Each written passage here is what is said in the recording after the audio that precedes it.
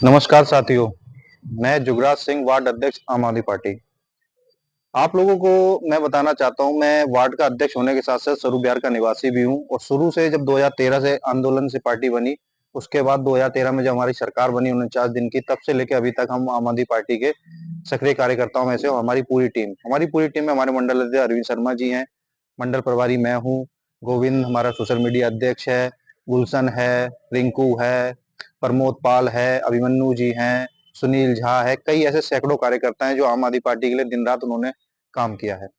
अच्छा, मैं देखता हूँ आजकल कॉलोनी में लोग थोड़े छोटे-छोटे इश्यू बनाते हैं कि विधायक जी ने क्या काम किया, तो मैं उन लोगों को कुछ कामों की जानकारी आप लोगों को देना चाहता हूँ अपने मंडल पे। मंडल का मतलब हमारे स्वरूप विहार में उन्होंने क्या-क्या काम किया। सबसे पहला काम तो हमारे विधायक जी ने 49 दिन के सरकार के अंदर किया।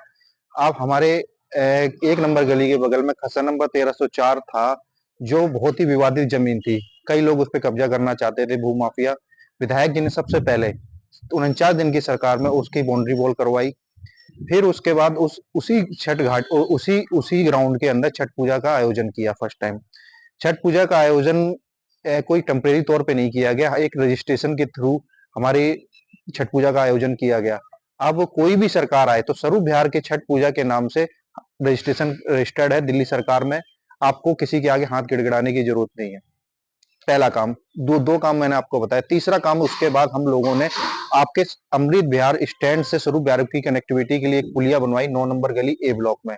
यदि अगर वो पुलिया नहीं बनी होती तो आज स्वरूप विहार और आईपी कॉलोनी अमृत विहार की कनेक्टिविटी, आपको याद होगा कि नाले के ऊपर एक लक्कड़ की पुलिया से हम लोग चला करते थे। तो आज हमने एक बड़ी पुलिया बनवा दी है जिससे हमारी कनेक्टिविटी कोसी इंक्लेव तक हो चुकी है, हॉस्पिटल तक। फिर उसके बाद विधायक जी ने उस नाले के किनारे-किनारे आपने देखा होगा आईपी कॉलोनी छठ घाट तक एक नाले के ऊपर रोड बनवाई है, वो भी विधायक जी की देन है। और आपने देखा होगा स्वरूप विहार ऑटो स्टैंड से लेके विजय चौक तक के रोड की हालत बहुत खराब थी। मेरे कई मित्र इस बात की कंप्लेन भी करते थे, तो हमने ये रोड भी बनवाया। उसके अलावा स्वरूप विहार के अंदर 120 एलईडी लाइट दिल्ली सरकार ने लगवाई। इसके अलावा स्वरूप विहार के हर चौक पे लगभग 28 कैमरों का पूरा सेट, एक कैमरे सेट में 3 कैमरे होते हैं, आपके स्वरूप विहार में चारों तरफ लगे हुए हैं। अब स्वरूप विहार काफी बढ़ चुका है, जिसमें अंगूरी देवी कॉलोनी आ चुकी है, स्वरूप विहार डी ब्लॉक आ चुका है और आपकी स्वरूप विहार एक्सटेंशन आ गया है। स्वरूप विहार एक्सटेंशन में 6 गेट हैं, उन 6 गेट में 84 गलियां और जिसका निर्माण कार्य फिलहाल अभी चल रहा है। अगर आप लोगों को जाके देखना चाहें तो देख सकते हैं। हमारे विधायक जी ने उसके बाद सीवर लाइन डलवाई। सीवर लाइन का काम लगभग पूरा हो चुका है, सिर्फ 4 से 5% का काम रह चुका है किसी के घरों में कनेक्शन का, सीवर के कनेक्शन होने का, वो भी जहां तक उम्मीद है कि 6 महीने के अंदर हो जाएगा।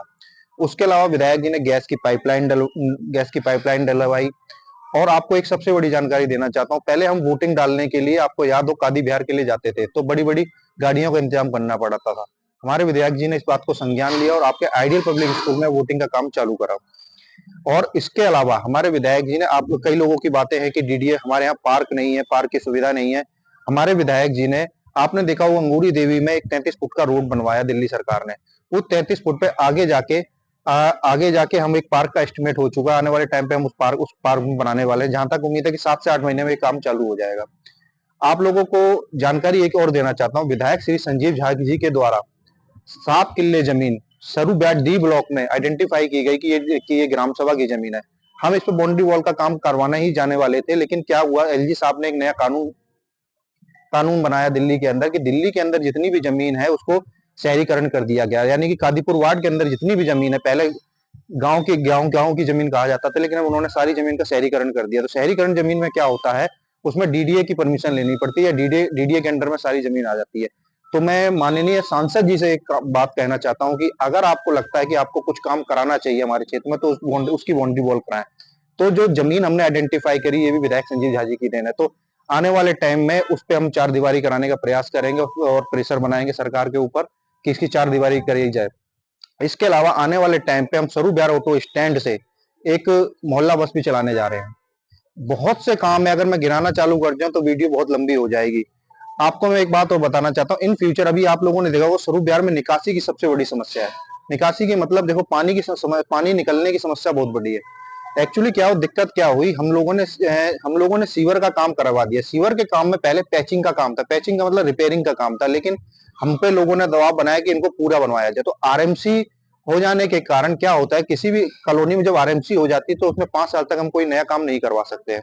तो जिसकी वजह से ये कार्य हमारा रुक गया। लेकिन हम प्रयास कर रहे हैं विधायक जी कि कैसे ना कैसे करके स्वरूप विहार की सारी गली नाली दोबारा बनाई जाए। फिलहाल हम प्रायोरिटी पे हम लोग सोच रहे हैं कि स्वरूप विहार के जितने रैंप हैं उनको हम बनवाएं, और विधायक जी से भी रिक्वेस्ट है कि इसको हमको संज्ञान में लें। तो मैं आप उन लोगों को बताना चाहता हूं कि स्वरूप बिहार में इतने काम विधायक जी ने करवाए हैं कि मैं तो काम पे वोट मांगने के लिए लोगों को कह रहा हूं। वहीं दूसरी तरफ सांसद जी जिनको साल के 5 करोड़ रुपए फंड मिलता है।